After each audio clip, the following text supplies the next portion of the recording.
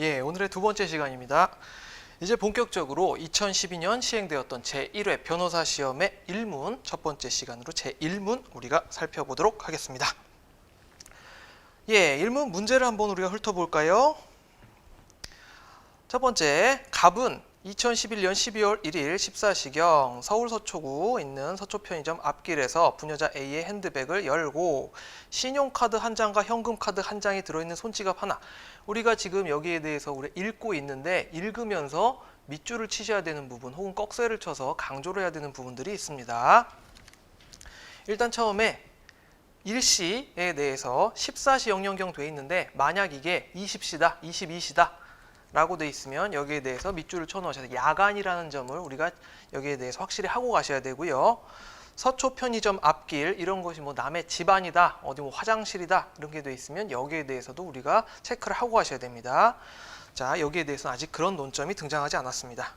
부녀자 A의 핸드백을 열고 그 다음 신용카드 한 장과 현금카드 한 장 여기에 체크를 해 놓으셔야겠죠.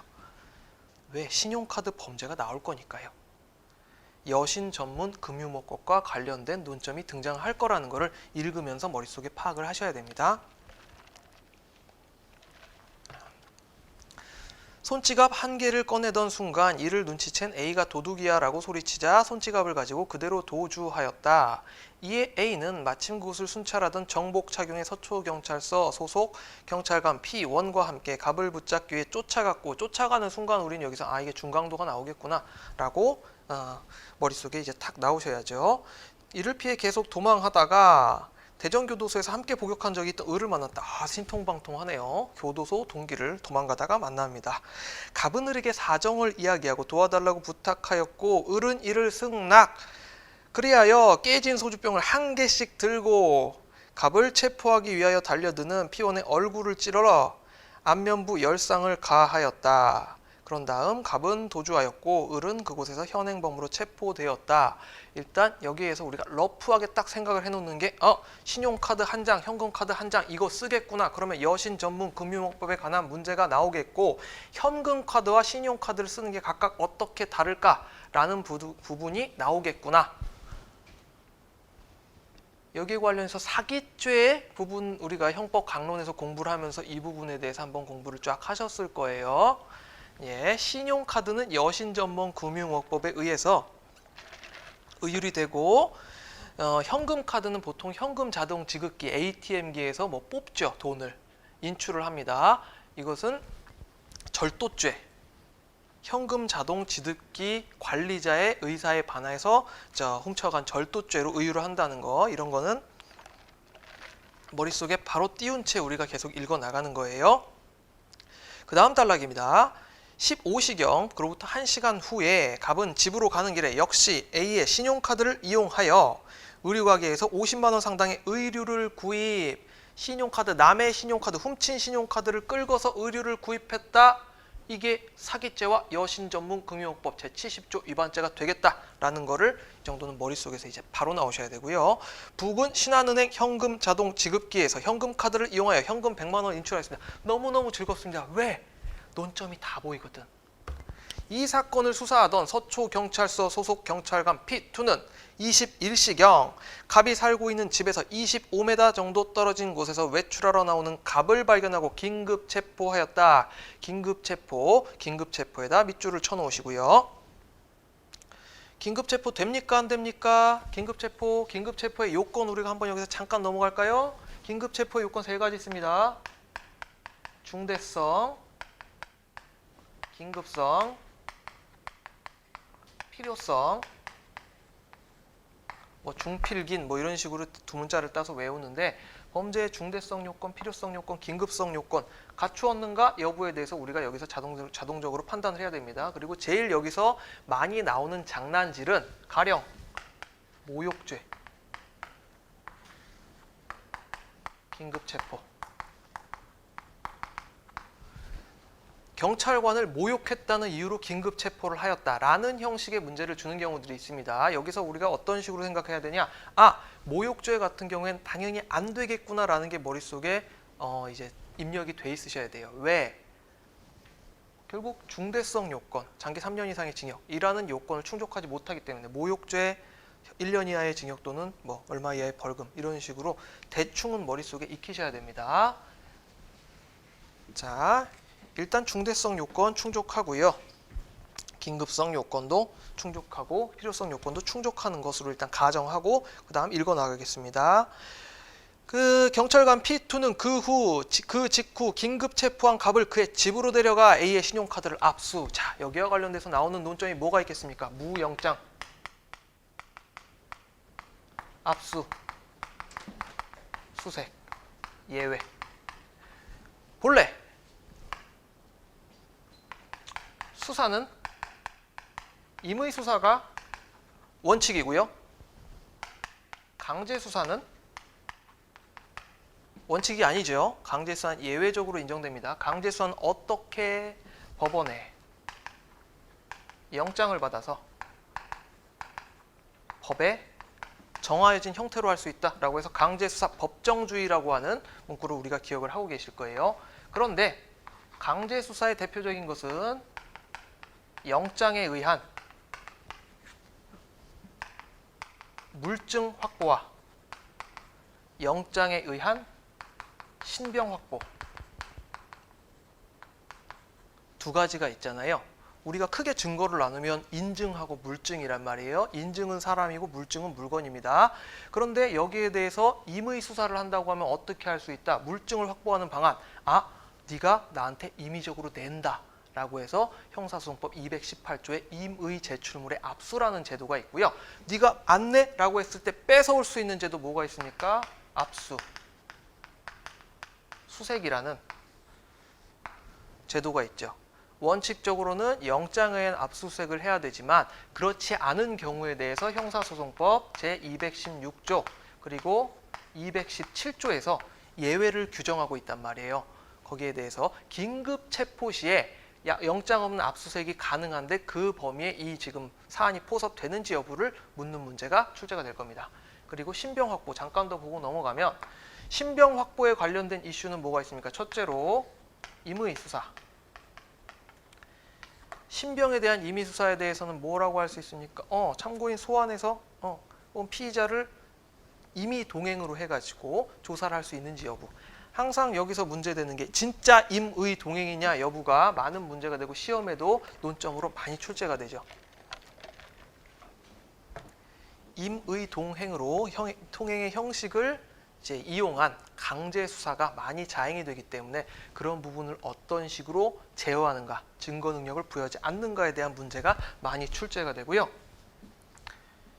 임의적으로 내가 불렀는데 야, 너의 협조를 구해서 내가 나오라고 했는데 네가 안 나와? 거기에 대해서 난 이렇게 할 거야. 어떤 식으로? 체포,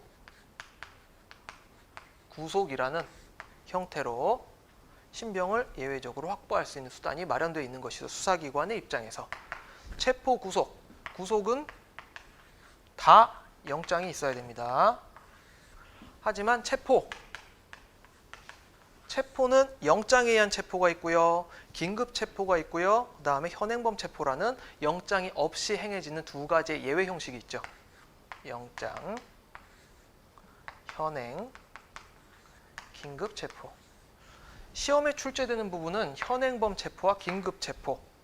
특히 현행범 체포와 관련되어서 여러 가지 판례들이 있습니다. 집에서 몇 미터 떨어진 데에서 혹은 지금 절도죄가 범해진 후 30분 후에 그다음에 어디서 싸우고 나서 목욕탕 안에서 20분 후에 경찰이 출동했는데 이렇게 체포를 할 수 있는지 여부 그러한 여러 가지 판례들이 있는데 그 판례들을 여러 가지로 변형해서 출제를 하기 마련이죠. 그래서 이 부분에 대해서는 굉장히 외우실 부분, 눈에 바르실 부분들이 많은 부분입니다. 긴급체포 역시 마찬가지입니다. 긴급체포의 요건을 갖추었는지 왜냐?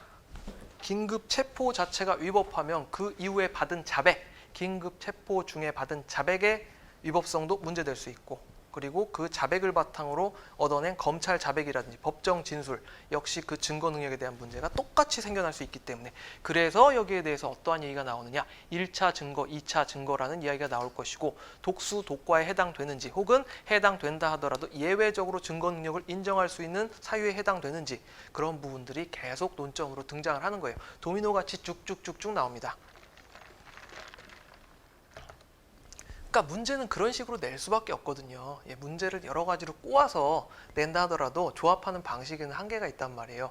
그래서 그러한 내용들이 어떤 식으로 반영이 되는지를 우리가 머릿속에 항상 생각을 하면서 보셔야 됩니다. 그래서 판례 공부하시라는 거거든요. 왜? 실제 사례에서 어떤 식으로 문제됐는지 다 거기서 알 수가 있으니까. 자, 문제를 한번 볼까요? 예, 그 다음. 경찰관 P는 그 직후 긴급 체포한 갑을 그의 집으로 데려가 그의 방 책상 서랍에 있던 신용카드를 압수하였고 그 후 적법하게 신용카드에 대한 압수수색 영장까지 발부받았다. 검사는 갑과 을을 병합하여 공소를 제기했다. 위 사항과 관련하여 갑의 죄책 그리고 을의 죄책을 논하라라는 문제 60점 실체법 문제가 출제되고 있습니다.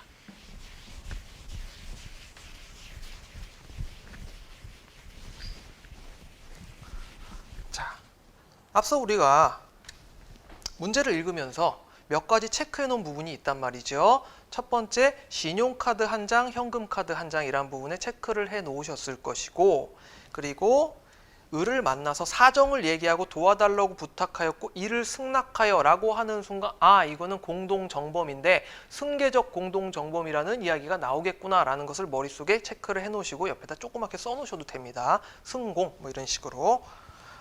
자, 그 다음 갑을 체포하기 위하여 4주간의 치료를 요하는 안면부 열상을 가하였다 라고 하면 여기에 대해서 특수공무집행 방해치상죄가 있는데요. 특수공무집행 방해치상죄는 부진정결과적 가중범입니다. 우리가 진정결과적 가중범, 부진정결과적 가중범 이런 거 있었던 거 기억나십니까? 예. 결과적 가중범이라는 것은 기본 범죄의 고의와 중한 결과에 대한 과실이 결합한 형태죠. 가령 상해, 치사. 나는 상해의 고의를 가지고 사람을 때렸는데 잘못하다가 저 사람이 죽어버렸다 라고 하는 경우를 생각을 할 수 있는데 이런 것이 전형적인 진정결과적 가중범이고 부진정결과적 가중범이란 개념이 등장하건 된 것 자체가 우리가 공부를 했던 거를 가정을 하고 부진정결과적 가중범이란 것은 기본 범죄의 고의 더하기 중한 결과의 과실이라는 형태의 정해진 법정형이 고의 더하기 고의의 형태보다 더 중한 경우, 이게 법정형이 더 중한 경우. 그래서 가장 많이 나오는 사례가 뭐죠? 현주견조물 방화치사죄죠.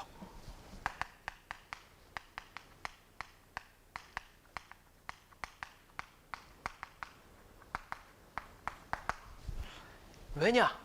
현주 건조물 방화치사죄는 사람이 현존하고 있는 지금 저 안에 사람이 있네? 내가 저 사람을 불태워서 죽여야겠다 라고 하는 고의를 가지고 내가 저 사람을 불태워서 죽여야지 라고 하는 고의를 가지고 거기다 불을 질러서 집에다 불을 질러서 사람이 죽었다. 고의 더하기 고의의 형태일 경우 살인죄가 되거든요. 살인 더하기 현주건조물 방화죄. 야, 내가 저 사람을 죽이려고 저기다 불을 질렀어요 라고 해서 실제로 불을 질러서 사람이 죽었습니다 라고 하는 결과가 발생했을 경우 현주건조물 방화죄 더하기 살인죄가 되는데 이때 징역형이 살인죄에 정한 5년 이상 징역, 사형, 무기 또는 5년 이상의 징역이란 말이죠. 그런데 현주건조물 방화치사, 즉 내가 사람이 안에 있는데 내가 저 사람이 뭐 죽어도 뭐 어쩔 수 없다 혹은 뭐 사람이 있네 하지만 나는 저기다 불을 지를 거야 라고 해서 학원 건물에다 불을 질러서 사람이 예상치 못하게 죽었다. 예측 가능성은 있었다. 고의 더하기 과실. 죽은 결과에 대한 과실이 있는 경우 현주 건조물 방화에 대한 고의는 있지만 이 경우에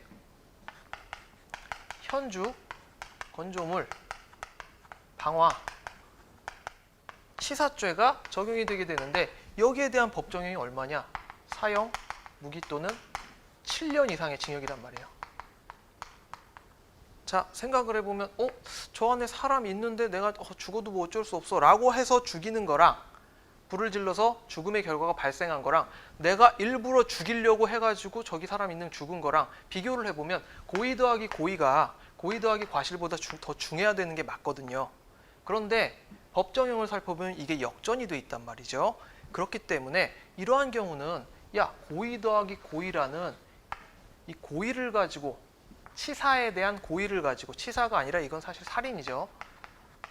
살인에 대한 고의를 가지고 행동한 경우를 고의 더하기 과실에 맞추어서 법정형에 맞추어서 판단을 해야 된다. 그러므로 이렇게 의유를 할 수 없고 현주건조물 방화치사죄에 해당하는 사형무기 7년 이상의 징역으로 의유를 해야 된다라고 하는 법정형의 역전 형상을 맞추기 위해서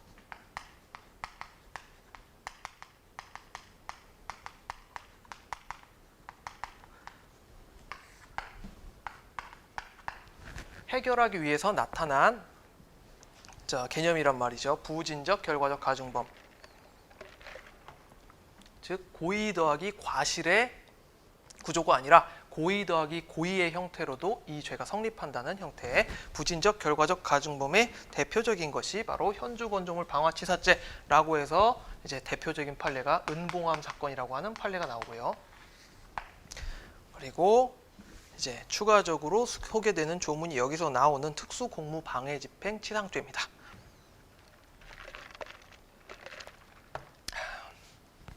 예. 자, 안면부 열상을 가하였고 체포되었다. 그리고 1시간 후에 갑은 집으로 가는 길에 굉장히 대인배입니다. 예, 도주하고 남은 체포되고 예, 치사하죠. 복역한 을은 지금 잡혀가지고 다시 깜빵에 가는데 자기는 도망가서 50만 원 상당의 의류를 뭘로 삽니까? 신용카드. 자, 신용카드로 샀다. 여신점 훔친 거다. 여신전문금융업법 위반. 문제가 발생을 할 거고요. 여기와 관련해서 여러 가지 판례들이 있을 겁니다. 공갈 쳐서 받은 카드로 하면 어떻게 되느냐, 사기 쳐서 받은 카드로 하면 어떻게 되느냐, 부정 발급받은 카드로 사용하면 어떻게 되느냐, 기타 여러 가지 논점들이 신용카드 범죄에 대한 내용으로 등장을 하게 됩니다.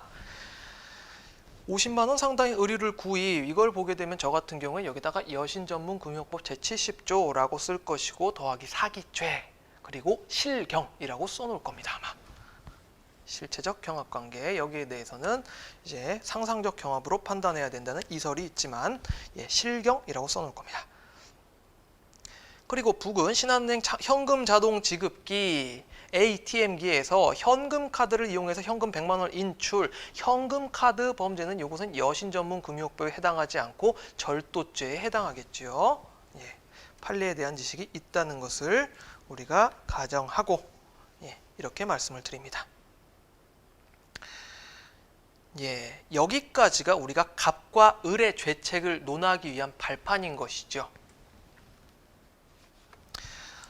자, 지금 논점에 대한 그리고 답은 어느 정도 머릿속에 지금 정리가 된 상황이에요. 우리가 이것을 어떤 식으로 써나갈지, 지금 첫째로 우리가 어떤 음식을 만들기 위한 재료는 지금 준비를 다 해놓은 거예요. 이것을 어떤 식으로 예쁘게 잘 배열을 해놓을지 여기를 우리가 한번 생각해 보도록 하죠.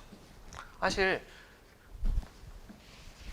선택형 공부하시고 나서 그 다음에 이제 이거를 쓰는 공부로 넘어오실 때 제일 답답하실 때가 이때거든요.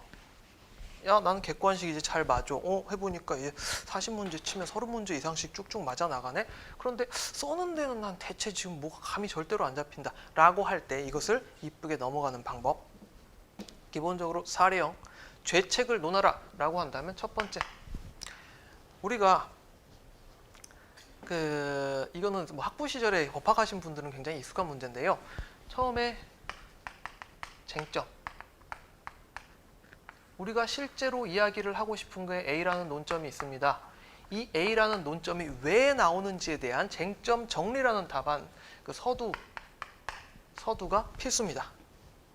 보통은 쟁점의 정리 혹은 문제의 제기라는 단락으로 내가 지금 어떠한 것을 쓰고 싶다는 점을, 어떠한 부분이 문제되고 있는 걸 잘 알고 있고 여기에 대해서 내가 앞으로 어떻게 써나갈 것이라는 것을 5줄 내외 5줄 내외로 정리를 하십시오. 시험 답안지 기준으로 해서요.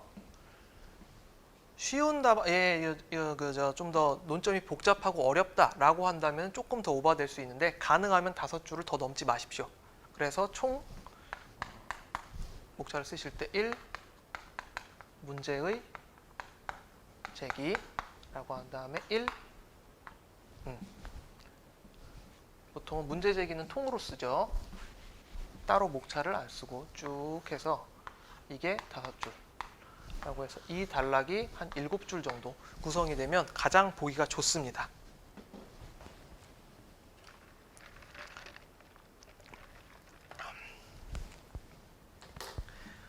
자,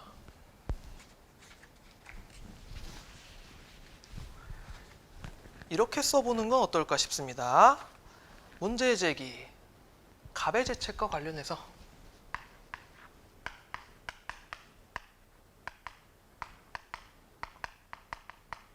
갑죄책과 관련해서 A의 손지갑을 훔쳐 도주하다가 깨진 소주병으로 자신을 쫓아온 경찰관 P1을 찔러 상해를 입힌 점에 대해서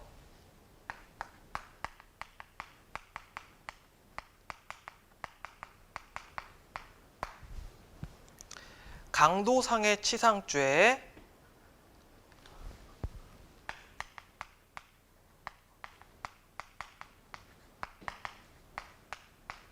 그리고 여러분들께서 반드시 유의해야 되실 점은 이렇게 어떤 죄명이 나온다라고 한다면 여기에 반드시 적용 법조를 병기를 해주세요.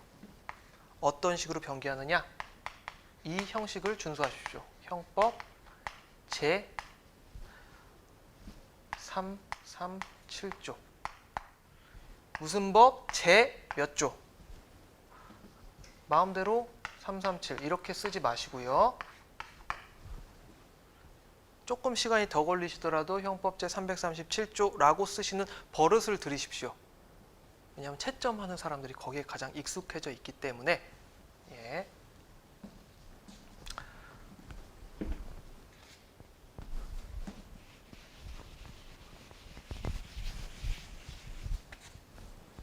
강도상해 치상해점 그리고 특수 공무 집행 방해죄 몇 조? 형법제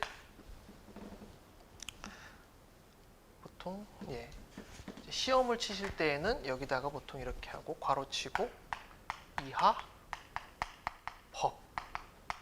법이라 합니다. 라는 식으로 해서 형법이라는 걸 따로 안 써줘도 되듯이 이런 식으로 이제 약칭으로 칭하죠. 그리고 이렇게 놓고 법 제 147조 제 1항 이라는 식으로 정리를 해주죠. 144조, 144조 제 2항 잘못 썼네요.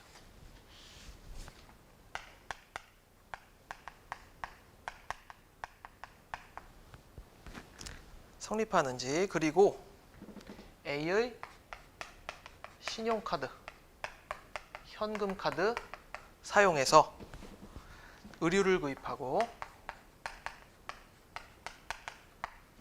현금을 인출 행위가 각각 사기죄 법 제 347조 제 1항 절도죄 법 제 329조 제 1항 그리고 여신 전문 금융업법 제 70조 괄호치고 이럴 때는 이하 여전법이라 합니다. 라는 식으로 약칭을 쓰실 때는 반드시 처음에 풀네임을 써주시고요. 그 이후에 내가 이렇게 약칭합니다 라고 먼저 룰을 정해 주셔야 돼요. 그거에 대한 이야기 없이 보통들 많이 쓰시는데, 특히 이제 처음에 이제 시작하자마자 형소법 이렇게 쓰시는데, 그런 식으로 하지 마시고 다 이게 시험 스킬입니다. 보기 좋게 우리가 알고 있는 내용들을 사례형 같은 경우에는 굉장히 보기 좋게 나열하는 게 중요하거든요. 그렇기 때문에 플레이팅을 예쁘게 하자고요.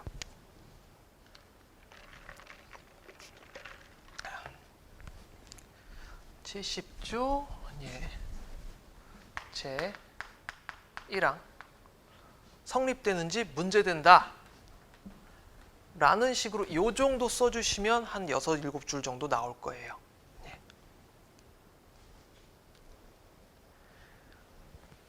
그래서 문제 제기 단락에서 이런 식으로 정리를 한 5에서 7줄로 정리하는 어떤 연습을 한번 해보십시오. 그러니까 길게 쓰는 건 쉽거든요. 예로부터 스키랑 똑같아요. 스키 빠르게 타는 건 되게 쉽거든요. 그냥 직강화 하면은 되잖아요. 근데 원래 짧게 느리게 쓰는 게 조금 어렵습니다. 정리해서 쓴다는 거, 그거는 부단한 연습을 통해서만 단련이 됩니다. 자, 이거 하나 예쁘게 쓰는 게 사실 되게 어려운 일이에요. 여기 뭐 가령 여신전문금융법, 여전법이라고 그냥 대놓고 쓰시는 분들 많을 것이고, 특히 제자 빼먹으시는 분들 태반이고, 여기다 뭐 337 이런 식으로 쓰시는 분들 태반인데, 이것을 가장 예쁘게 쓰는 연습부터 한번 해보십시오. 두 번째,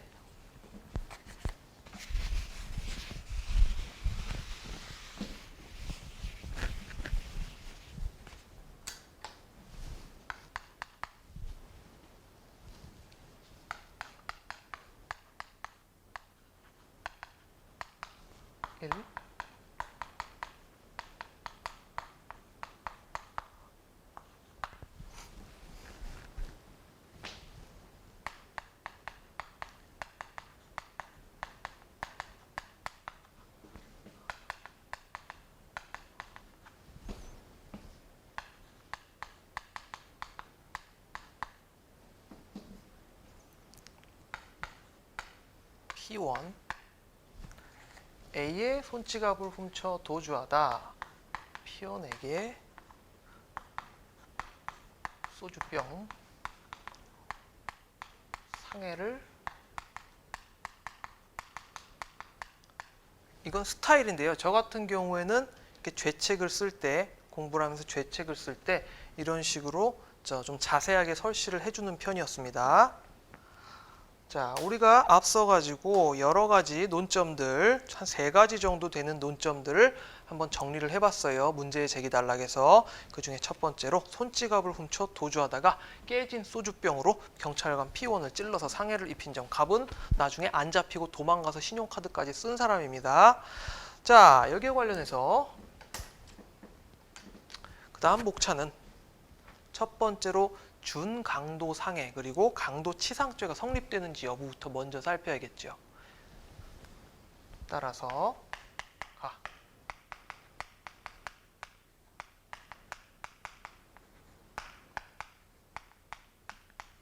중강도 상해 치상죄 괄호치고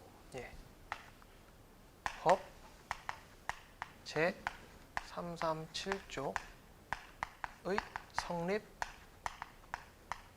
여부라는 단락을 통해서 첫 번째로 이분들이 강도, 중강도에 해당되는지, 그리고 먼저 준강도 상해 치상죄가 성립되는지 여부를 먼저 살펴야 되는데, 그러려면 강도, 중강도에 해당되어야 하고 이 사람들이 상해를 저질렀어야 되죠.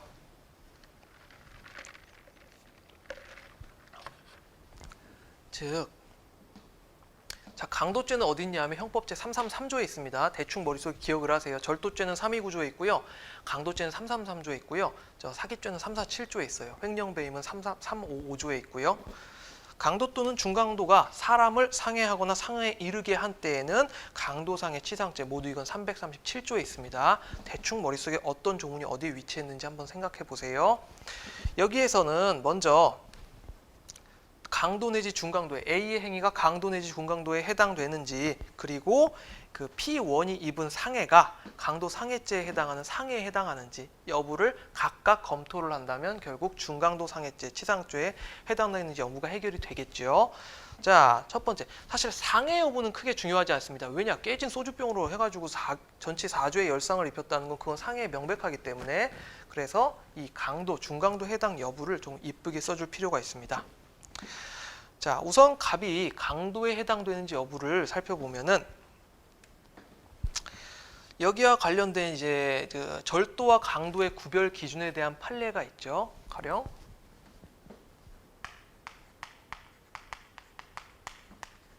구별 문제가 나온다면 여기서 우리가 생각해야 될 판례가 날치기 판례입니다. 날치기 같은 경우에는 상대방의 반항을 억압하거나 한 거 불능케 한다 라는 부분을 충족하지 않기 때문에 날치기는 강도입니까? 절도입니까? 절도가 된단 말이죠. 예. 그래서 만약 그 강제력의 어떤 행사가 여기에 대해서는 강도죄가 성립하는지 여부를 살펴보려면 강제력의 행사가 남을 완전히 억압하거나 한 거를 못하게 꽉 찍어 눌렀을 경우 거기에 해당하는지 여부를 살펴봐야 되는데, 갑은 A의 손지갑을 훔치는 데 있어서 그런 거를 한 적은 없단 말이에요. 그러니까 강도는 아니고 절도인데, 절도에 해당되는데, 하만 절도는 어떤 경우에 준강도로 변신을 할 수 있죠. 체포 면탈의 목적으로 누군가를 때릴 때, 누군가를 때렸을 때 죄적 인멸의 목적으로 폭행 또는 협박을 가할 때 이 사람은 중강도로 짠 변신을 할 수 있는데, 중강도는 335조에서 규정하고 있습니다. 이 사안에서 갑이 중강도에 허용되는지 여부를 살펴봐야 할 것이고요. 먼저 갑은 길을 지나가던 A의 핸드백에서 손지갑을 꺼내서 도주하였기 때문에 이 사람이 절도에 해당되는 점에 대해서는 의문의 여지가 없습니다. 한편으로 절도의 기회, 준강도죄와 관련된 절도의 기회라는 것은 절도의 현장에 있는 경우 또는 절도에 잇따라서 절도의 시간 장소에 접착해서 범인을 체포할 수 있는 상황, 시간적 접착성 요건이 필요하단 말이죠. 그런데 이 사안에서 갑이 깨진 소주병으로 P1을 찔렀다. 이거는 언제 한 겁니까? 이 절도가 완전히 다 마무리된 다음에 어디 도망갔다가 아예 다 끝난 다음에 새롭게 갑자기 경찰관하고 딱 마주쳐갖고 한 게 아니잖아요. 도망가는 과정에서 자기 친구를 만나서 도와달라고 했고 그 과정에서 소주병을 들어가지고 찔렀다라고 한다는 건 아직 체포 면탈의 상황에 있었다는 것을 의미한단 말이죠. 그래서 절도의 기회입니다. 아직 이 상황은 절도의 기회에 있었기 때문에, 절도의 기회에 있었고 나아가서 소주병으로 P1을 찌른 것은 이거는 죄적 면탈의 절도 체포 면탈 목적이기 때문에 절도의 기회 더하기 체포 면탈 목적은 모두 인정이 됩니다. 그리고 준강도죄에 있어서 폭행 협박은 강도죄의 그것과 유사한 거야 된단 말이에요. 왜냐하면 이 균형상 문제점이 있기 때문에. 그런데 깨진 소주병을 가지고 남의 얼굴을 찔렀다라고 하는 것은 사람의 반항을 억압할 수 있는 정도에 해당됨이 분명하죠. 그렇기 때문에 이 사안에서 갑은 준강도의 주체에 해당이 된다라는 결론에 이르는 것입니다. 제가 지금 해드린 이야기를 그대로 적으시면 돼요. 그리고 상해에 해당되는 여부. 강도는 이제 해결이 됐다. 준강도에 해당이 됐기 때문에 중강도 다음에 해결되는 게 뭐냐? 상해.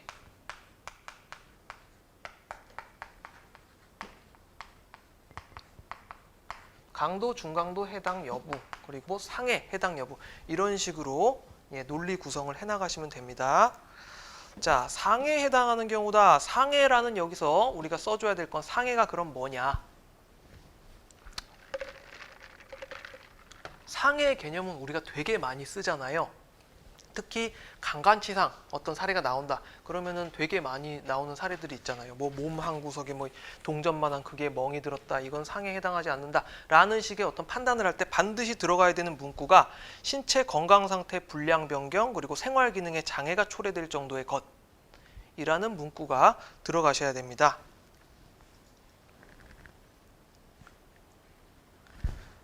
예, 그래서 많이 나오는 사례가 이제 어떤 정신적인 충격을 입었다, 정신적 충격을 입어가지고 이 사람이 스트레스성 장애의 판정을 받았다. 이게 상해에 해당되는가? 해당된다는 것이 판례 있죠.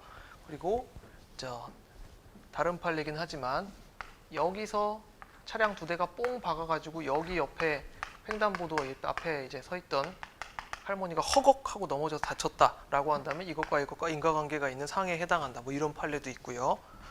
예, 사실 이런 것들 때문에 다 많이 외워야 되는 게 많아져가지고 큰일이죠.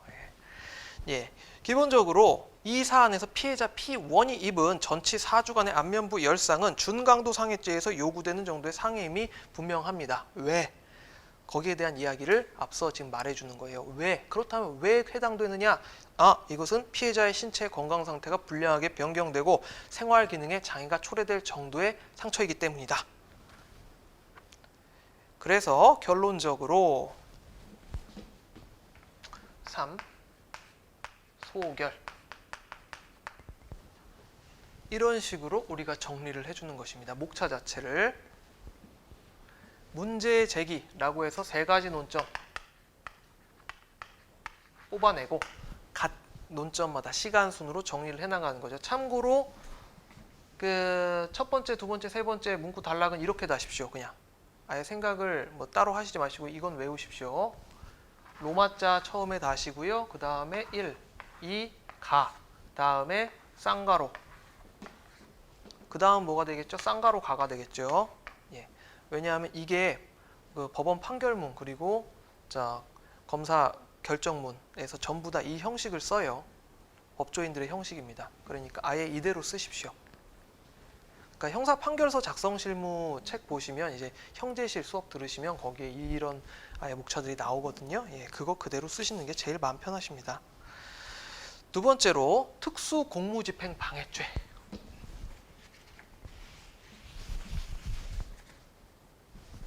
사망이 있죠.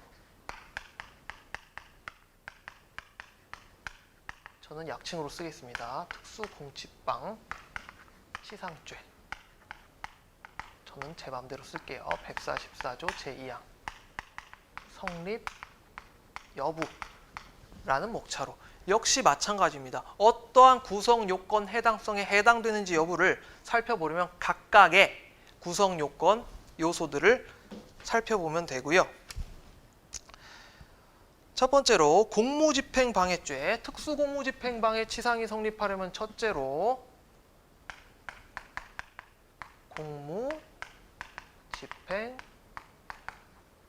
공무집행방해죄 성부, 성립 여부부터 봐야겠죠. 공무집행방해죄를 범한 경우에 해당되는가 라고 한다면 공무집행방해죄는 공무원의 직무집행이 적법성, 공무집행방해죄가 문제되는 사례는 대부분 공무원의 직무집행이 적법한가 여부가 문제되는 사례입니다. 그래서 뭐 가령 많이 문제가 되는 사례가 음주 측정 하다가 이 사람은 임의 동행을 한다든지 그 과정에서 싸움이 일어났다 라고 해서 경찰이 야 너 공무집행방해죄야 라고 했을 때 그 공무집행방해죄에 대해서 대부분 정당방위를 판시한 사례들이 엄청나게 많이 있습니다. 왜? 직무집행이 적법하지 않기 때문에.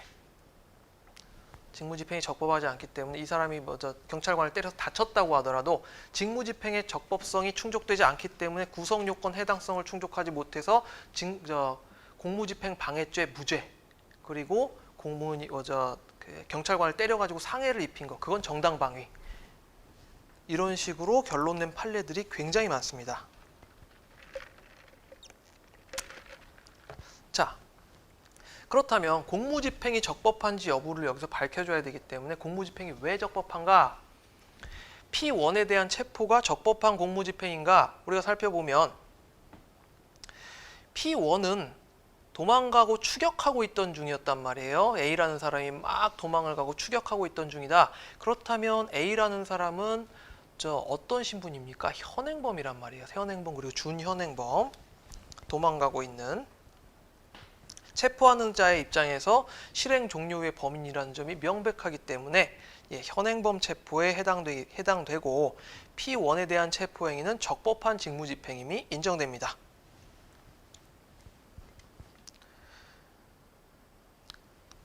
더불어 공무집행방해죄의 그 구성요건 요소인 적법한 직무집행임이 인정됐기 때문에 특수 공직방죄의 성립 여부를 살펴보면 특수 공무집행방해죄는 다중 또는 단체 또는 다중의 위력을 보이거나 위험한 물건을 휴대해서 특수공직방, 공무집행방해한 경우에 특수공직방해에 해당되는데 깨진 소주병이다. 위험한 물건 그리고 흉기의 대표적인 사례죠. 위험한 물건입니다. 깨진 소주병은 흉기는 그 자체로 살상 무기로 마련된 거라는 것을 흉기라고 하고요.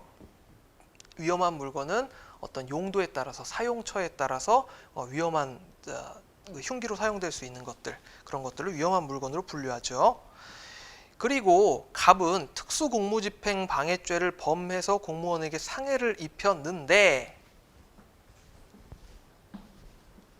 즉 깨진 소주병으로 사람 얼굴을 찔러가지고 고의를 가지고 상해를 입혔단 말이에요. 즉 공무집행방해죄에 대한 고의도 있었고 특수한 무기를 가지고 깨진 소주병을 가지고 내가 얘 얼굴을 찌른다는 상해의 고의도 있었단 말이에요. 고의 더하기 고의입니다. 그런데 아까도 말씀드렸듯이 특수공무집행방해죄는 부진정, 결과적, 가중범의 대표적인 것으로서 예견 가능한 결과를 예견 못한 경우뿐만 아니라 내가 고의를 가지고 이렇게 행동한 경우에도 역시 특수공무집행방해죄로 의유를 해야 되는 것이 맞기 때문에 왜? 법정형의 역전을 막기 위해서 그렇기 때문에 이 경우에는 특수공무집행방해치상죄가 인정이 됩니다. 그래서 인정이 된다라고 결론을 지으시고 소결, 다, 소결 다가 아니죠. 이제 상해를 입힌 점에 대해서는 다 얘기를 했기 때문에 소결이라고 해서 요건 한 3줄 정도로 마무리를 지어 주십시오. 즉 강도상해치상죄와 특수공무집행방해치상죄가 성립하고 양죄의 관계를 써주셔야 됩니다. 양죄는 하나의 행위로 의한 것이기 때문에 하나의 행위로 은한 것이기 때문에 어떤 경합관계? 형법제 40조의 상상적 경합관계에 있다라고 마무리를 해주시면 되는 것입니다.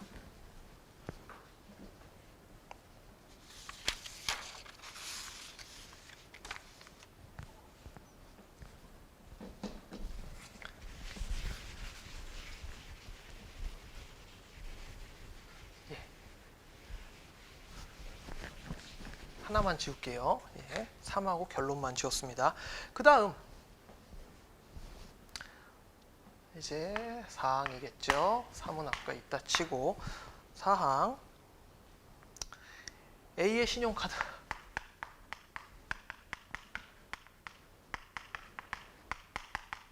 현금 카드를 훔쳐서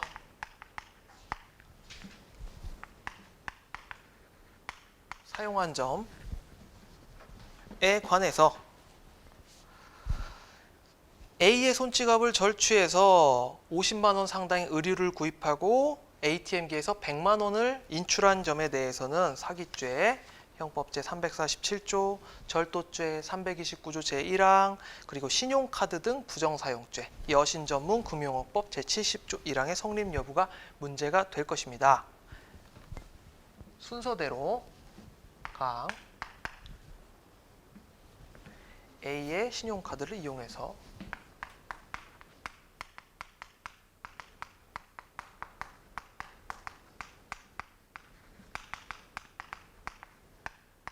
의류를 구입한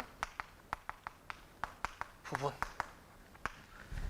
자, 신용카드를 이용해서 의류를 구입했다라고 한 경우에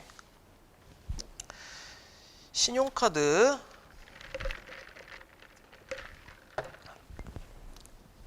부정사용죄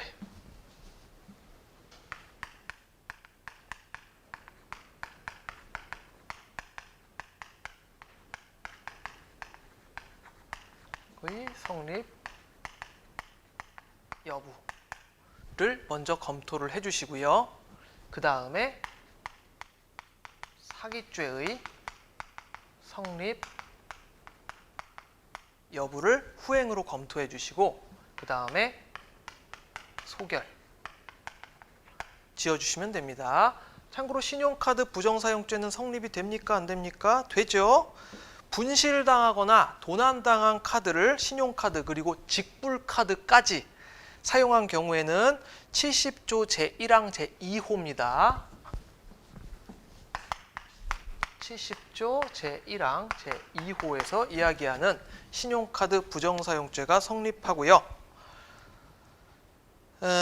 한편으로 신용카드를 사용할 때 매출 전표에다 사인해가지고 교부를 하는 게 사문서 위조 또는 위조사문서 행사에 포함된 따로 죄가 성립하느냐에 대한 논의가 있는데 이 죄수 관계는 흡수 관계다라고 해서 별도로 성립하지 않는다는 판례가 있죠. 예. 그래서 A의 신용카드, 절취한 신용카드를 사용해서 남한테 50만 원 상당의 의류를 구입했다라고 하는 부분은 신용카드 부정사용죄도 성립이 되고 그 다음에 사기죄도 성립이 되고 라고 하는 부분을 각각 적시를 해주신 다음에 소결 부분에 뭘 적어주셔야 된다고요? 두 죄 사이의 관계. 이 관계에 대해서 판례는 실체적 경합관계다. 사기죄와 신용카드 부정사용죄는 실체적 경합관계고 여기에 대해서 비판하는 견해가 있기는 있습니다. 왜? 하나의 죄, 하나의 행위 아니냐. 이거를 써가지고 건네주는 행위 자체가 이 두 개를 전부 충족하는 게 아니냐. 그래서 상상적 경합으로 봐야 되는 게 아니냐라는 의견이 있다 정도로 정리를 해주시면 잘 마무리가 될 거고요. 그 다음에 A의 현금카드.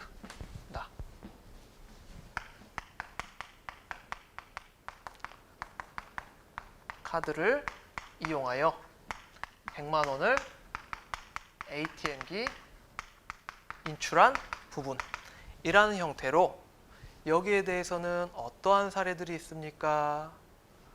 현금카드로 남의 거를 이용했다. ATM기에서 인출했다. 라고 하는 경우에 절도죄가 성립이 되는데 절도죄가 성립이 되는데 누구의 의사에 반해서 점유자의 의사에 반해서 절도를 하는 거잖아요. 그 점유자가 누굽니까?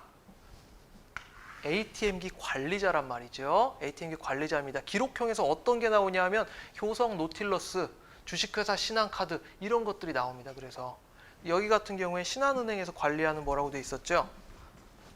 주식회사, 예, 그렇죠, 예, 맞습니다. 신한은행 현금자동지급기 라고 해서 신한은행, 주식회사, 신한은행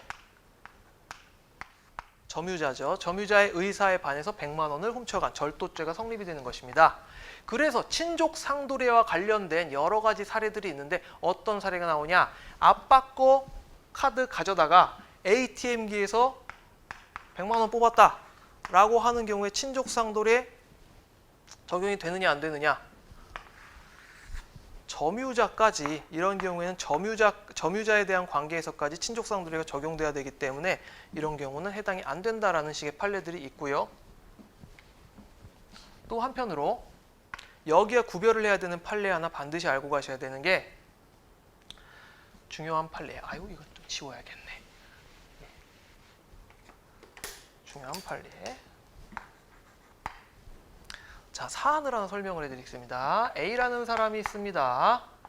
A라는 사람이 해킹을 해요.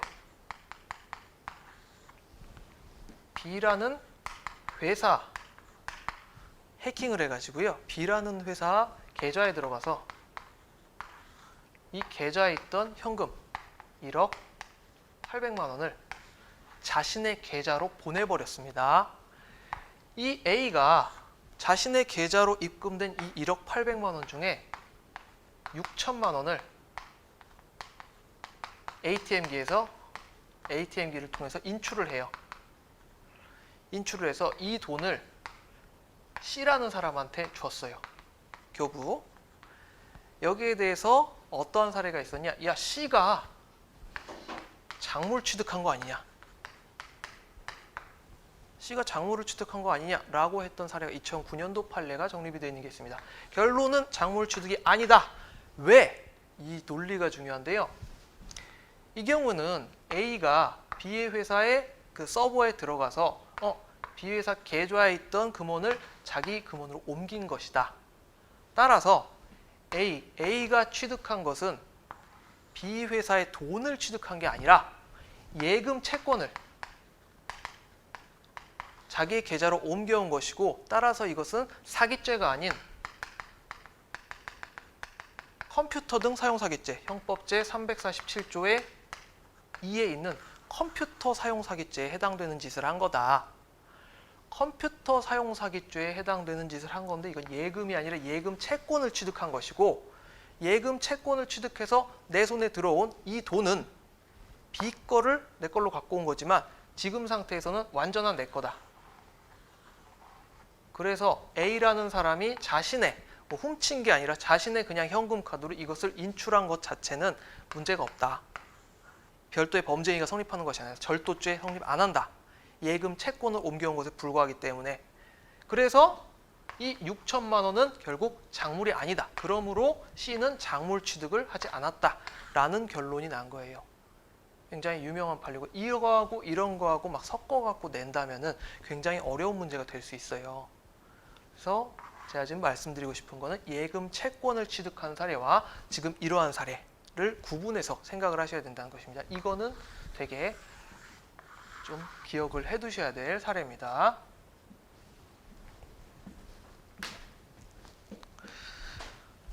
예, 지금 이렇게 정리를 해가지고요. 사기죄와 신용카드 부정사용죄는 어떤 관계에 있다? 실체적 경합관계에 있다. 상상적 경합으로 생각하는 그런 견해들도 있고, 그리고 A의 현금 카드를 이용해서 100만 원 ATM기에서 인출을 한 행위는 형법제 329조 제1항의 절도죄에 해당한다. 그래서 이 돈을 그 정을 아는 사람한테 넘겼다라고 한다면 그거는 작물 취득이 될 수 있겠죠. 그런데 아까 제가 말씀드렸던 사례, 예금 채권을 자기 해킹해가지고 갖고 온 다음에 그거를 자기 걸로 자기의 카드로 빼내서 그걸 남한테 준 사례는 작물이 아니기 때문에 작물 취득죄 자체가 성립할 수 없다라는 것과 비교해서 생각을 해주시기 바랍니다. 이해되시겠죠? 예. 의뢰죄책 살펴보겠습니다. 어이구, 이거를 좀 지워야겠네요. 대충 지금 목차가 어떤 식으로 진행되는지 이제 좀 아시겠죠? 문제 제기로부터 시작해서 쟁점을 뽑아내고 추출해낸 다음에 해당 쟁점을 순서에 따라서 딱딱딱딱. 강도 상해죄다. 그러면 처음에 이 사람이 강도에 해당되는가 여부 살피고, 그 다음에 상해에 해당되는가 여부 살펴서 소결 내고, 각각의 논점에 따라서 이런 식으로 차근차근 진행을 해나간다는 거 말씀드립니다. 둘째, 의뢰죄책.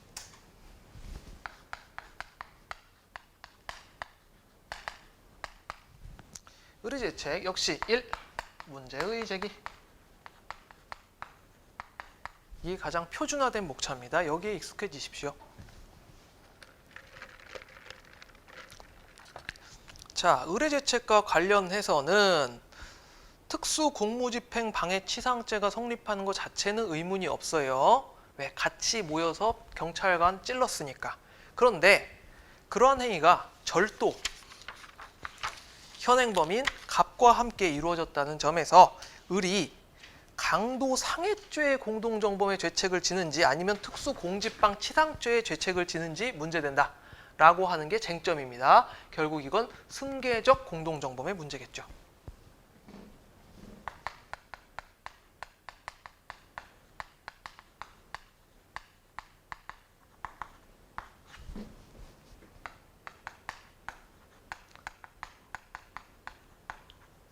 강도상해죄냐 아니면 특수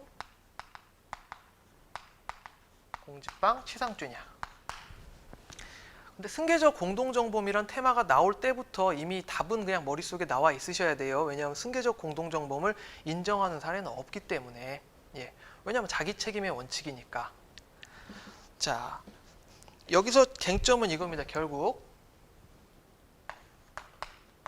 승계적 공동 정범에 있어 후행자의 책임 범위라는 목차를 잡으시면 충분해요. 후행자의 책임 범위. 승계적 공동 정범에 있어 후행자의 책임 범위는 어디까지냐?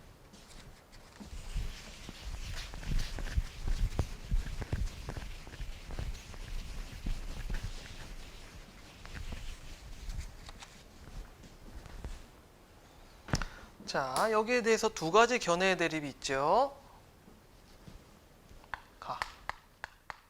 견해의 대립이라는 목차를 잡으셔서 승계적 공동정범에 있어서 전부 책임을 져야 된다는 설이 있고,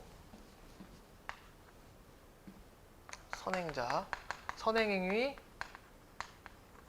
책임 인정설, 그리고 책임 부정설 있다는 거를 간략하게 언급을 해주신 다음에, 여기에 대해서 뭐 되게 설이 분분한 건 아니거든요. 왜냐하면 부정설이 타당하기 때문에. 그러니까 후행자가 선행자의 어떤 행위를 양해하고 거기에 끼어든 이상 후행자도 선행자 행위 전부에 대해서 책임을 져야 된다는 적극설의 입장이 있고, 그런 게 아니라 야 아무리 그렇다 하더라도 나는 나의 책임 범위에 대해서만 문제가 되는 것이 아니냐, 그러므로 후행 행위에 대해서만 책임을 진다라고 하는 소극설이 있는데, 소극설이 타당하다.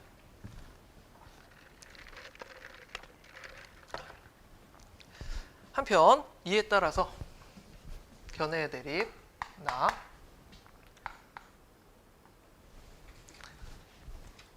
사안의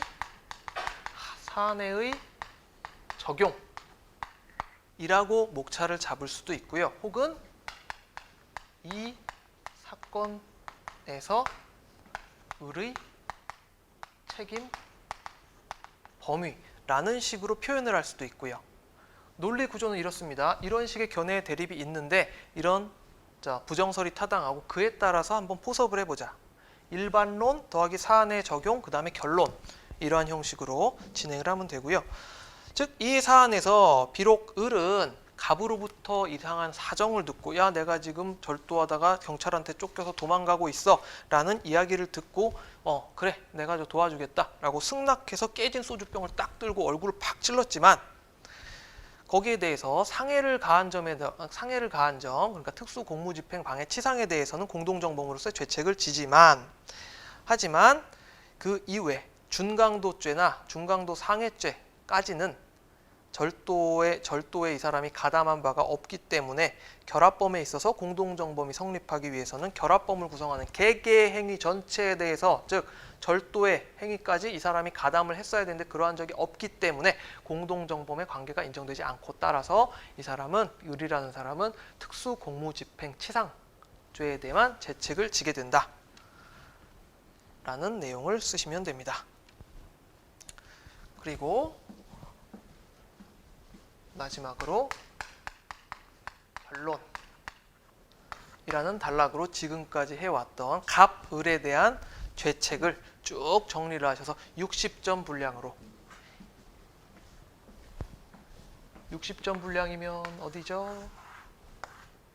이게 1면, 2면 앞에 있고 이게 3면입니다. 3면이라면 이 정도에서 마무리를 지셔야 돼요. 위에서 10줄 정도.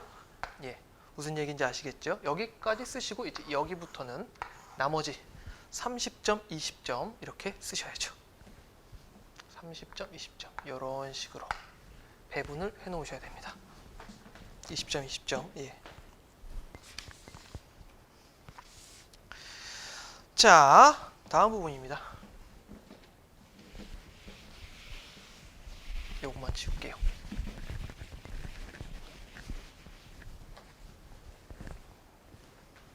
그 다음 설문 3이라는 표제를 잡고 영장 없이 압수한 신용카드의 증거 능력 이라는 표제를 잡아주시면 충분합니다. 그래서 역시 여기서 처음 뭐라죠? 문제 제기.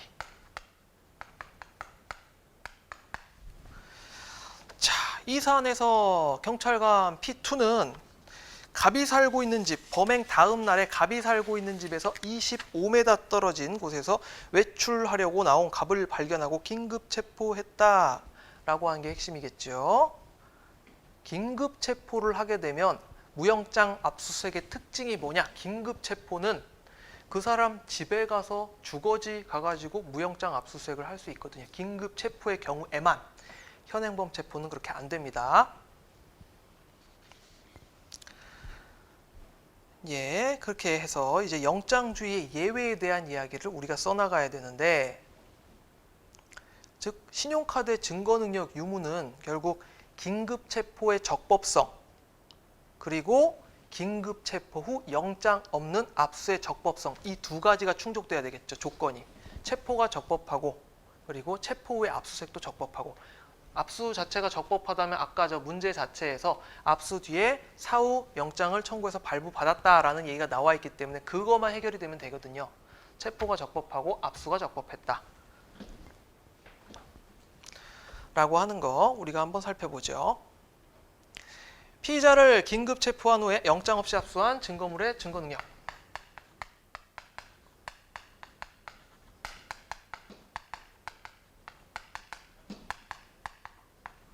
영장 없이 압수한 증거물의 증거능력 이라는 목차를 잡고 먼저 써줘야 되는 거는 압수수색 일반론을 간략하게 설치해 줍니다.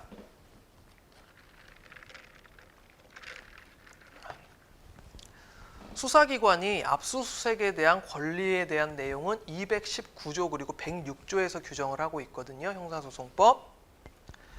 사안에서 이 신용카드는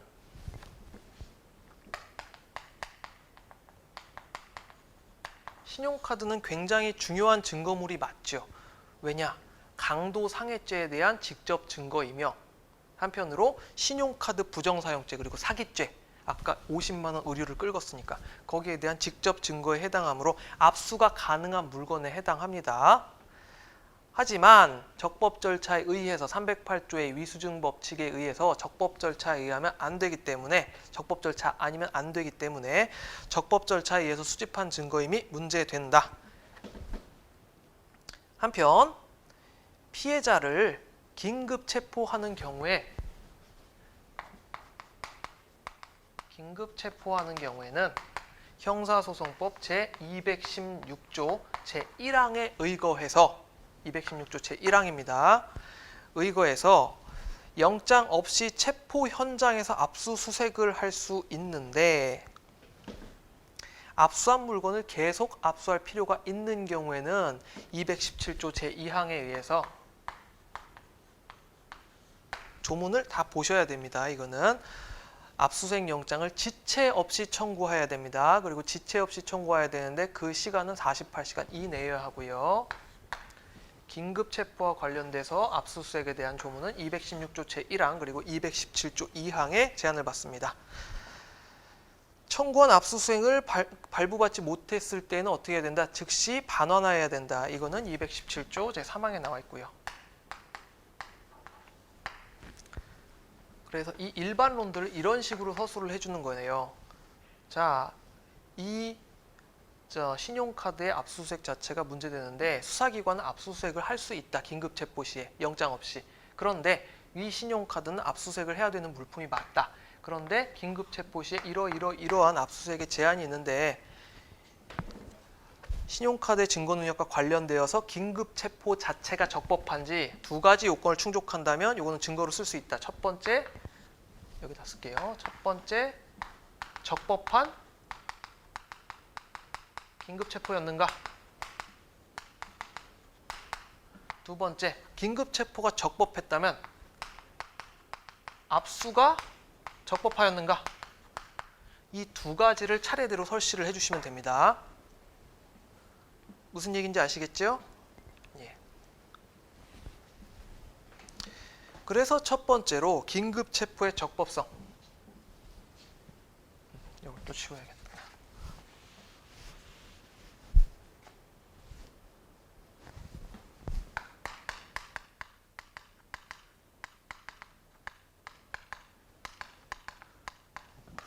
긴급 체포의 적법성을 논하실 때 결국 뭡니까? 요건을 충족했는가 여부잖아요.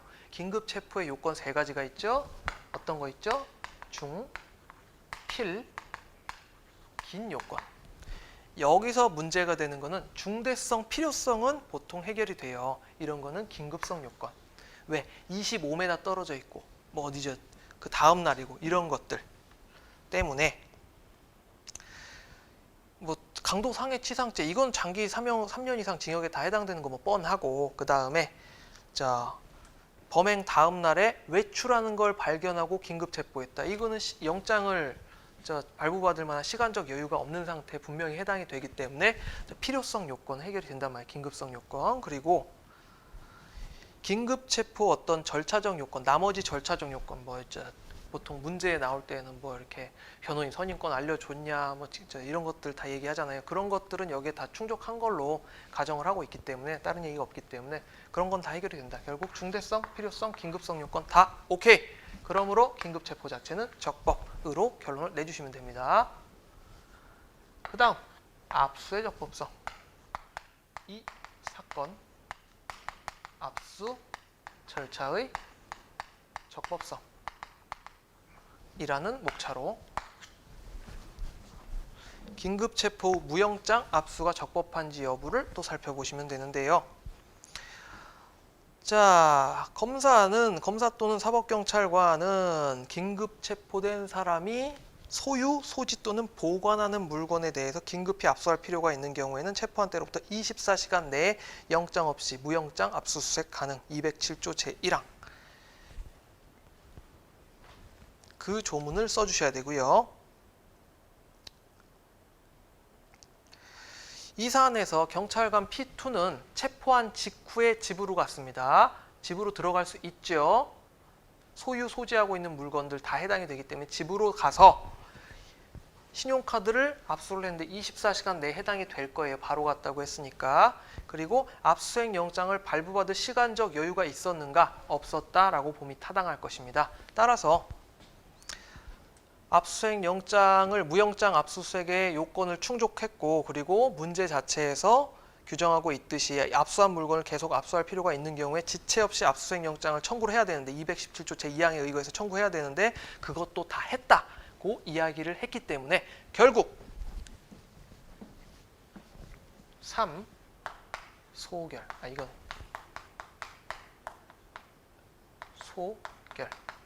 소결이라고 해서 이러한 사유로 결국 이 사건 신용카드의 증거 능력은 인정된다라고 3줄 정도로 정리를 해주시면 가장 깔끔한 문장이 될 겁니다.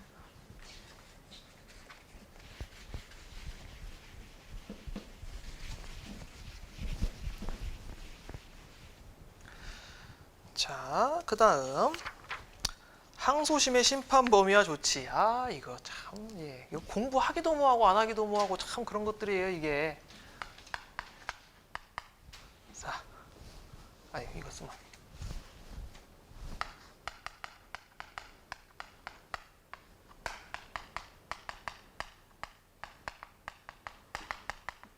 항소심의 심판 범위.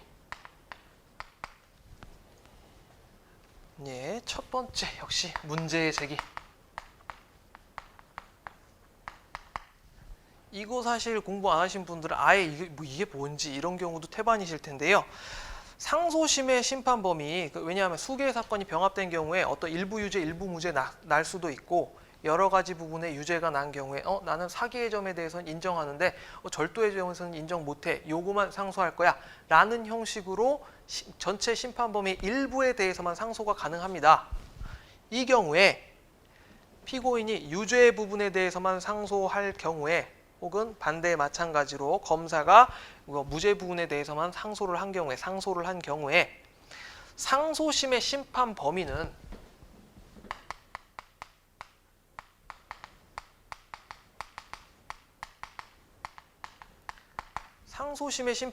원칙적으로 싸우는 부분, 다투는 부분에만 한정이 되거든요. 이만큼 1심에서 이야기를 했는데 여기에 대해서 이만큼 유죄가 났다. 이만큼은 무죄이다. 라고 해서 피고인만 이 부분에 대해서 항소했다. 이라고 했을 때 검사는 여기에 대해서 따로 항소를 안 하고요. 그렇게 된다면 항소심에서 다투는 부분은 이 부분에 한정된단 말이에요. 무죄 부분에 한정되는데 상소심의 심판 범위는 실제로 상소 제기한 범위에만 미치는데 재판의 일부만을 상소한 경우, 즉 이런 경우에 상소가 없는 부분의 재판은 원래 확정이 됩니다. 여기는 이제 더 이상 못 다퉈라고 해서 확정이 되는데 상소심은 일부 상소된 부분에만 여기에 대해서 심판을 하고요. 그런데 항소심에서 검사가 이 경우에는 제1심 법원이 절도 공소 사실에 대해서 유죄를, 그리고 실체적 경합 관계에 있는 나머지 공소 사실에 대해서 무죄를 선고했는데 검사가 무죄 부분에 대해서 항소, 검찰 항소 이 부분에 대해서 항소하고, 그리고 항소심에서 검사의 항소가 이유 있다고 판단해서 이거를 파기한다. 그 경우에 피고인의 이익을 위해서 경합범 관계에 있는 수개의 것, 이 부분까지 함께 파기, 한 개의 형을 선고해야 되는가? 즉 왜냐, 1심에서 이렇게 판결이 났을 거란 말이에요. 이 부분이 무죄로 났다라고 해가지고 징역 1년, 이 부분은 유죄, 이 부분은 무죄라고 해서 징역 1년 이라고 선고를 했을 경우에 이 징역 1년은 순수 이 부분에 대한 죄잖아요. 이 부분에 대한 법정형이잖아요. 그런데 이 부분에 대해서 나중에 이것도 유죄야 라고 판단을 해서 이제 다시 돌려보낼 때, 새로이 판단을 할 때 징역 1년을 그냥 놔두고 이 부분에 대해서만 새로 판단해서 여기 더하기 징역 1년 이렇게 할 것인지, 아니면 이 부분하고 이 부분하고 한꺼번에 판단 받았다면 이거는 징역 1년 6개월이 적당해 라고 해서 이것과 이것과 합산해서 새롭게 판결을 내릴 것인지, 여기에 대한 문제입니다. 즉 피고인의 이익을 위해서 경합범 관계에 있는 두 개의 것을 함께 파기해서 하나의 형을 선고할 것인지, 아니면 그래 이것은 원래 확정이 돼서 더 이상 건들 수 없으니까 A라는 부분에 대해서는 건들 수 없기 때문에 B라는 부분에 대해서 새롭게 형을 선고함으로써 두 개의 형이 선고되도록 할 것이냐 라는 문제입니다. 여기에 대해서 두 가지 견해의 대립이 있죠.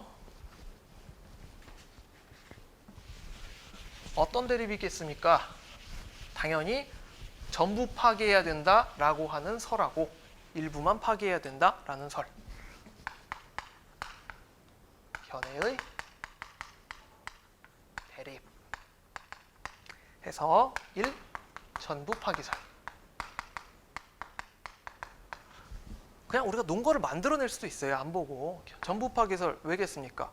피고인의 이익에 반하기 때문에 저렇게 따로따로 각각의 형을 선고하게 되면 한 번에 재판받아서 이 사람이 유죄를 선고받았을 때 선고받았을 형보다 더 불리하게 선고받기 때문에 그거를 방지하기 위해서 피고인의 이익을 위해서 전부 파기해야 된다라는 전부 파기설이 있을 것이고요. 그 다음에 아니다. 이 부분은 이미 확정이 됐는데 A라는 부분은 이미 확정이 됐기 때문에 이건 더 이상 건들 수 없는 것이다. 원칙에 따라서 두 가지 각각 사건에 대해서 따로따로 형을 선고하는 것이 맞다라고 하는 일부 파기설. 이거 같은 경우엔 지금 20점 분량으로 써줘야 되기 때문에 이런 것들을 각각 한 10줄 정도로 설시를 해주시면 될 것 같습니다. 10줄은 너무 많네. 20점이면 한 7줄. 그리고 여기에 대해서 일부 파기설의 논점. 그러면 일부 파기설 이렇게 각각 판단을 내림으로써 1년 6개월보다 6개월의 형이 더 들어갈 수도 있는데 여기에 대해서 이런 형의 어떤 밸런스를 어떻게 충족할 것이냐라고 할 때 일부 파기설은 형법 제 39조 제1항이 있지 않느냐. 소위 말하는 후단경합. 우리가 경합범위 되게 여러 가지가 있는데 상상적 경합도 있고 실체적 경합범위 두 개가 있잖아요. 37조 전단 경합이 있고 후단 경합이 있는데 37조 후단 경합의 예를 참조해서 한 번에 재판받았을 때 그 피고인의 이득, 감안해서 이 양형을 손보면 되지 않겠느냐. 그래, 원래는 징역 1년을 선고하는 게 맞다 치더라도 이러한 부분을 감안해서 이 경우에는 징역 6개월을 선고해서 형벌의 밸런스를 맞추면 된다 라는 식의 논리가 일부 파기설에서 유력한 논거입니다. 그래서 결론, 어떤 본인이 생각하시는 어떤 결론에 의거해서 이거 판례가 따로 나와 있지 않기 때문에 여기에 대해서 가령 저 같은 경우는 일부 파기설에 따라서 결론을 낼 것 같아요. 결론 해가지고 이거 한 5줄 소결. 그러니까 이게 전형적으로 이 4번 같은 경우가 전형적으로 뭐뭐에 대해서 약술하라 라는 형태의 문제가 출제됐을 때 쓰는 형식입니다. 20점 뭐 이런 식으로 15점 분량으로 여러분들께서 이제 그 학교 수업 준비를 하실 때 특히 어떠한 분이 약술하시오, 뭐 공소장 일본주의에 대해서 논하라 뭐 이런 식의 간단한 약술형 문제가 나올 때 이런 식으로 써주시면 돼요. 문제 제기, 견해 대립, 그리고 견해에 대해서 소결을 자기가 어떠한 근거를 들어서 결론을 내리고 마지막으로 정리해 주시고.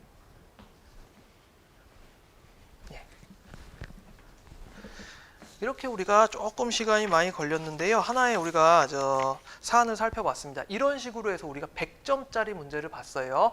100점짜리 문제를 봤는데 지금 이러한 내용들 쓰시는 데까지는 사실 1시간 내에 이걸 다 쓰셔야 돼요.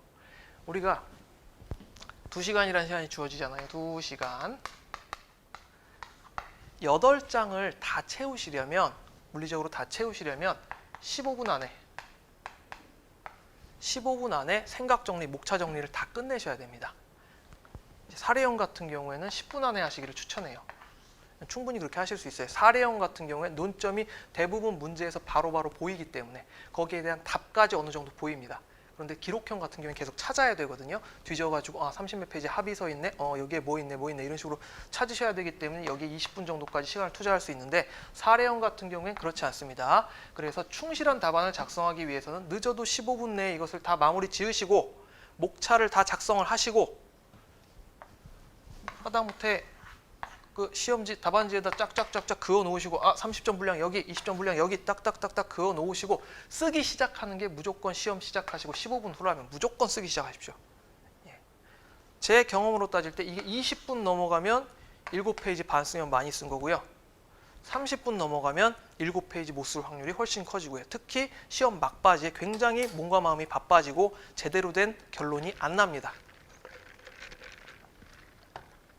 특히나 여러분들 같은 경우에는 첫날에 선택형, 그러니까 첫날에 하루에 선택형 치고 나서 점심 먹고 와가지고 사례형 쓰고 기록형 쓰고 다 해야 되기 때문에 선택형을 뭐 40문제를 뭐 거기에 뭐 다 못 쓰고 이런 사람은 없잖아요. 하다못해 찍어서라도 되잖아요. 근데 사례형 못 쓰면은 특히 첫날 사례형 못 쓰시고 기록형 막 못 쓰시고 이러면 그 다음날 다 그게 멘탈이 붕괴가 돼요. 그래서 특히 첫날 형사법 아니지만 첫날 같은 경우에는 반드시 시간 맞춰서 양 채워서 쓰시는 걸 권장을 합니다. 그러니까 목차 잡고 막 이러느라고 메모하시느라고 시간 버리시지 마세요. 메모는 정말 좋은 답안을 쓰기 위한 하나의 어떤 재료일 뿐이고 그 재료를 만들기 위해서 너무 많은 시간을 투자하지 마십시오. 맛 조금 없더라도 완성된 음식을 내놔야 돼요. 덜 완성된 음식 내놓으시면 결국 그거는 탈락됩니다. 10분 정도 쉬었다가 우리가 이문을 한번 살펴보도록 하겠습니다.